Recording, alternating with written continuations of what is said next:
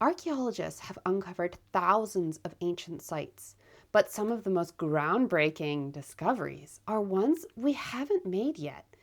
Lost cities we know existed but have left no trace to be found, scripts that we can read but not understand, famous tombs that were once ancient tourist attractions but are now nowhere to be seen. If you've been to this channel before, you already know that archaeologists are making important discoveries all the time. But don't worry, this breakneck pace of active research doesn't mean that there isn't anything important left to be found. Considering how much I talk about the best finds archaeologists make, I thought it would be interesting to flip the coin and look at 5 of the biggest discoveries that we know are out there, but we haven't found them yet. Let's dig in. Our first undiscovery, as it were, takes us to Iraq, where 4,300 years ago, the world's first empire was established by Sargon the Great, whose birth legend bears a remarkable semblance to that of Moses from the Bible. Sargon defeated the Sumerian king Lugal-Zageshi at the Battle of Uruk, and then replaced the system of independent city-states with a centralized government ruling from his home city of Akkad, also sometimes called Agade. Sargon and his successors expanded the empire through military conquest, administrative reforms, and cultural integration. The empire was documented through inscriptions, administrative tablets, and seals, and it lasted for around 150 years before collapsing due to a combination of internal unrest and severe environmental and economic stresses. Akkad, the capital, is mentioned in several historical sources. We know that it existed, including in a slave sale document from the reign of King Nebuchadnezzar II and an account of the conquering of Mesopotamia by Cyrus the Great. But to this day, its remains have never been found, indicating that, unlike other major cities in the region, it was completely abandoned and forgotten. We have been searching for it for a very long time. Most archaeologists agree that it lies along the Tigris River. However, as the course of said river has shifted over 4,000 years, this complicates things, as to find the city, you then need to try and trace the ancient path of the river itself. An itinerary from the Old Babylonian period that begins in the city of Mari positions Akkad between the identified cities of Sippar and Tutub, en route to Eshnunna, across the Tigris River. Numerous other references imply that Akkad was located in proximity to Eshnunna, as in texts, people traveling from Eshnunna seem to reach Akkad rather quickly, and a prisoner list also lists prisoners from Eshnunna and Akkad together. This gives archaeologists a rough estimate of where the city might be, on the banks of the Tigris between these known sites, but there is just one rather large problem preventing large-scale survey and excavation to find it. Its most likely location is covered by the urban sprawl of modern Baghdad. Remote sensing techniques work well in an empty field, but not so much when buildings like this are in the way. The recent and numerous conflicts in the region also mean archaeological recovery hasn't really been at the top of the list of the state's priorities, understandably. However, the Iraqi Ministry of Culture, Tourism, and Antiquities recently announced the launch of a major excavation and restoration campaign targeting key heritage and archaeological sites across the country, including the return and expansion of foreign archaeological missions. So we may yet stumble upon this ancient city, which would undoubtedly be one of the most exciting discoveries of its time. This video is sponsored by AncientCyprus.com. Cyprus, inhabited over 12,000 years ago in the pre-ceramic Neolithic period, boasts a long and complex archaeological history. AncientCyprus.com is dedicated to fostering interest in Cypriot and Levantine archaeology and supporting archaeology communication. Their work encompasses a diverse array of projects, from developing articles on topics like early Bronze Age pottery to producing 2 billion pixel surface scans of ancient objects and creating extremely high-res 3D models of archaeological ceramics that allow for detailed inspection of surface damage. The organization's goal is to document the entirety of Cypriot and broader Levantine archaeology and material culture. In sponsoring this video, all they want you to do is check out their website, which is linked in the description of this video, so head there after this to learn more about ancient Cyprus. Our second mystery is a writing system that we spent around 100 years trying to decipher. In 1900, Sir Arthur Evans discovered a large number of clay tablets inscribed with the mysterious symbols at Knossos on Crete. Believing he had discovered the palace of King Minos and the Minotaur's labyrinth, he dubbed the inscriptions and the language they represented as Minoan, and spent the rest of his life trying to decipher the inscriptions with limited success. He realized that they actually represented 3 different writing systems: a hieroglyphic script, linear A, and linear B. The hieroglyphic script appears only on seal stones and has yet to be deciphered.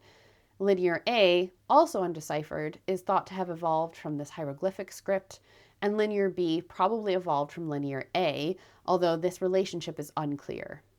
Linear A is what we're going to focus on today. It was used from 1800 to 1450 BCE. Its documents are mainly found in Crete, but have also turned up in other parts of Greece, Turkey, and Israel.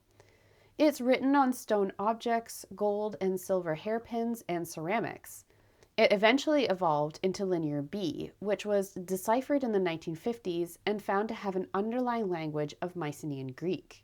However, while Linear A shares many glyphs and alloglyphs with Linear B, none of the proposed readings have ever led to a language that we've been able to understand. The system consists of over 300 signs, of which a core group of 90 occur frequently.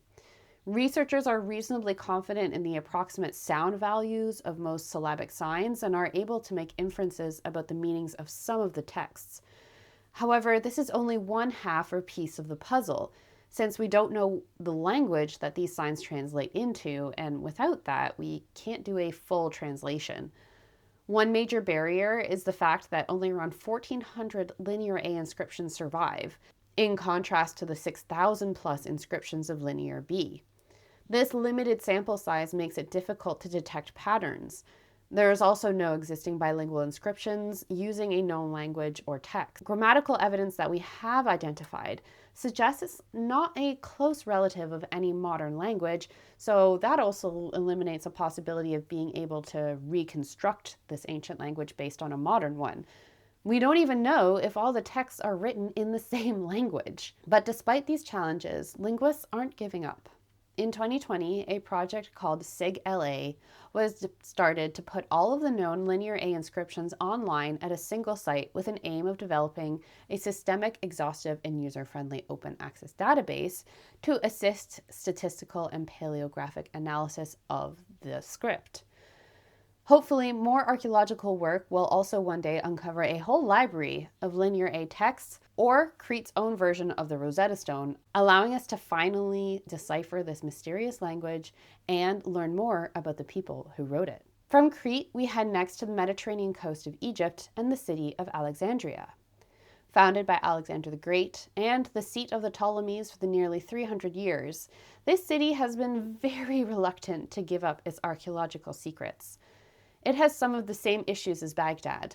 Modern people living atop ancient remains makes for limited archaeological opportunities, and this is further complicated by the city's slow descent into the sea due to climate change and land subsidence. The most famous discovery archaeologists are looking to make here that you've probably heard of is Cleopatra's tomb, which I have actually done a whole video about that you can watch via the link that is going to appear somewhere up here. However, the discovery I want to highlight today is the lost tombs of the rest of her dynasty and the city's famous founder.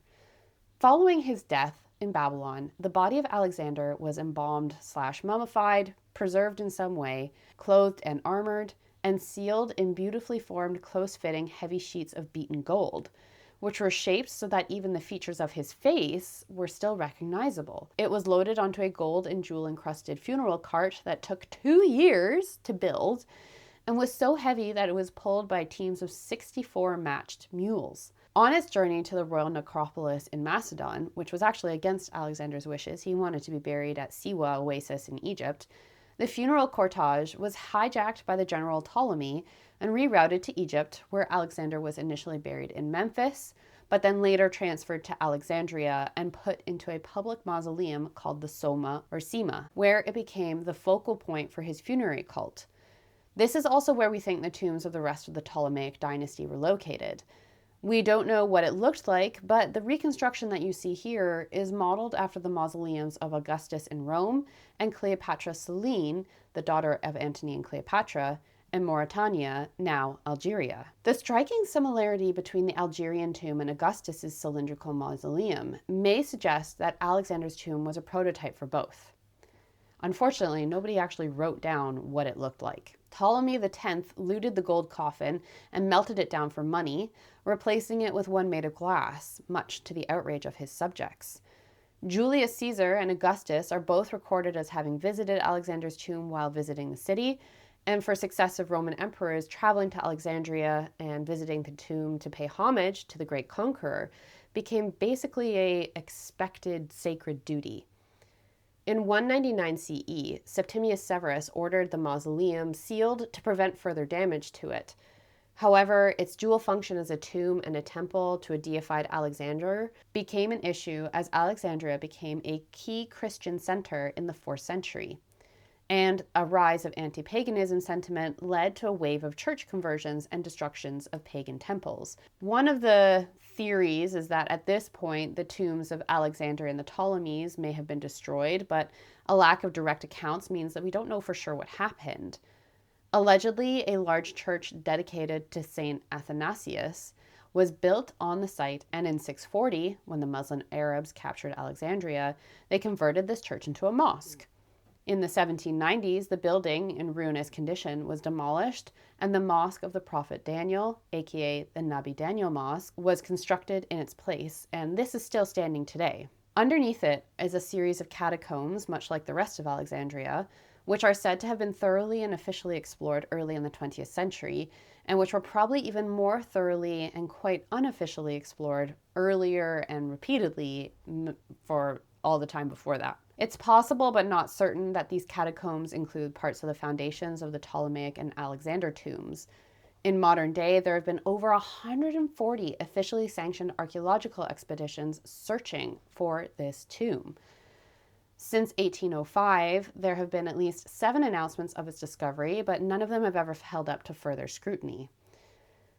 Archaeologist Calliope Lemoneos Papacosta has spent 20 years digging in the Shalalat Gardens near the Alexandria National Museum, where she thinks the intersection of the 2 main streets and the royal quarter of Alexandria may be, which, if found, could point to the way to the Sema based on directions from historical records. This is definitely an ongoing story, and I've got my fingers crossed that we find him in my lifetime. We can't talk about archaeological mysteries without mentioning a civilizational collapse. This type of event is seen all over the world, and often the reasons behind them are mysteries because people were too busy trying to survive to write down exactly what was happening to their civilization. From the Indus Valley to the late Bronze Age collapse of the Eastern Mediterranean, archaeologists have been chasing the question of why these events happen for decades. For this video, I want to highlight the end of the terminal Classic Maya period in Central America, which is commonly and somewhat misleadingly referred to as the Classic Maya collapse.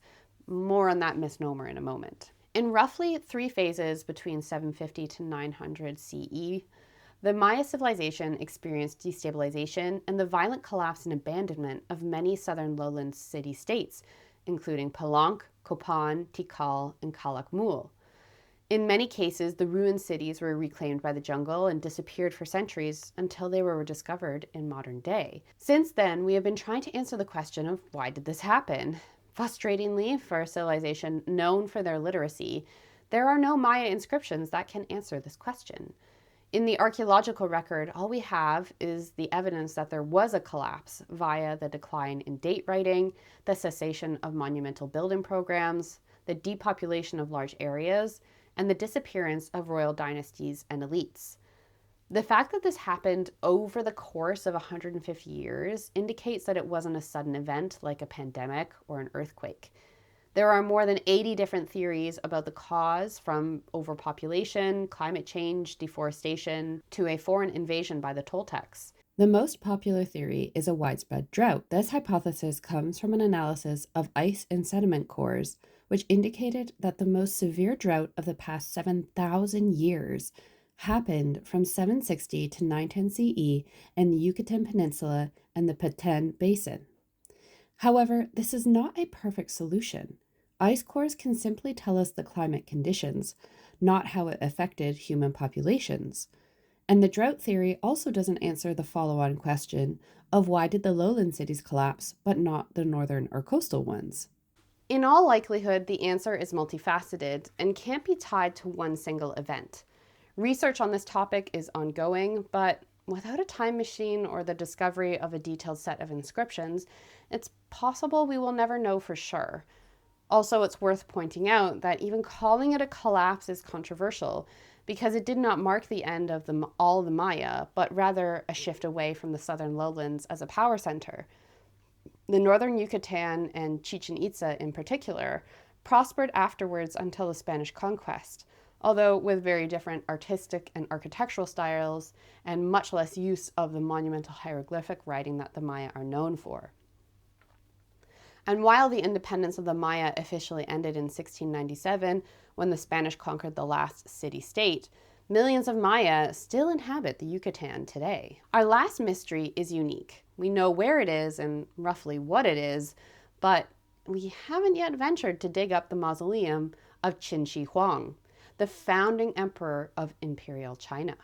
Roughly 2,200 years ago, he succeeded his father as king of Qin and conquered the other 6 city-states of China, establishing his dynasty. According to historical records, he began work on his mausoleum shortly after he became king at the age of 13, but construction ramped up after he unified China. It was completed 39 years after work started and 3 years after he actually died. It's located in modern Xi'an. The mausoleum complex is roughly 22 kilometers square, with the tomb itself lying underneath a 76-meter tall pyramidal mound. According to a later Han Dynasty scholar, the mausoleum was built by 700,000 men to imitate the layout of the Qin capital city. It contains rare artifacts and treasure, is sealed off by a vermilion stone wall, surrounded by rivers of mercury, and protected by booby traps. This historian wrote this description of its construction about 100 years after the tomb itself was finished, and it is part of a much larger necropolis which has been subjected to archaeological work. In 1974, men digging a well stumbled upon the first fragments of the Terracotta Army, a collection of over 8,000 sculptures depicting the emperor's armies meant to protect him in the afterlife. The Terracotta Army is still being excavated. In 2003, a mass burial pit containing 121 of the workers who built the mausoleum was found within the necropolis at an abandoned kiln. The bodies had been seemingly heaped in the pit with no coffins or burial goods. They were all male and had an age range of 15 to 40 years old, an average height of 1.7 meters, and robust skeletons that indicated they were heavy laborers. In 2012, the remains of an imperial palace covering 170,000 square meters was found. It is the largest complex found to date in the mausoleum and contains 18 courtyard-style houses with a main building at the center. The tomb itself has been subject to non-invasive remote sensing surveys, which have identified within the mound a 9-step pyramid topped with a wooden frame architecture. These same surveys are what also found significant amounts of metal present in the soil, including high levels of mercury. Since 1976, archaeologists have wanted to explore the underground palace and the tomb, but have not been given permission by the Chinese State Administration of Cultural Heritage. There are 2 reasons for this. The first is that the high levels of mercury could vaporize into an odorless toxic gas that poses a pretty fatal threat to excavators. The second is that current archaeological technology is not advanced enough to prevent damage to the structure from the elements once it's exposed to the dry air of Xi'an. We know that this is a substantial risk, as when the Terracotta Army was first unearthed, the paint present on some of the figures began to flake and fade. The lacquer covering the paint can curl in 15 seconds once exposed and can flake off in just 4 minutes if it's not properly conserved. For such a pivotal historical site, I can understand the Chinese government's caution in not wanting to dig it yet. And it's not like the monument is going anywhere. I know people, including myself, are eager to see what's inside, and undoubtedly it would be the biggest archaeological find of the century. However, that also means it's worth waiting to make sure it's done safely and correctly. All right, everyone, time to pack up our finds and hang up our shovels. That's everything for this video. Did you like it? Which undiscovery was your favorite? Or which one do you want us to find the most? Is there anything important that I missed? Don't forget to comment, like the video, or subscribe to the channel before you leave. If you're feeling extra generous, you can give me a super thanks, a Ko-fi donation, or get some merch from my Redbubble shop. All the links to the external sites are in the video description. Taking a few seconds to support me in any way that you can helps grow the channel and promotes quality heritage content that is well-sourced, researched, and presented by somebody who actually knows what they're talking about and has worked in this subject. It shows the algorithm that people are interested in real archaeology. So thank you so much for watching. Stay curious, and I hope to see you on my next adventure inside archaeology.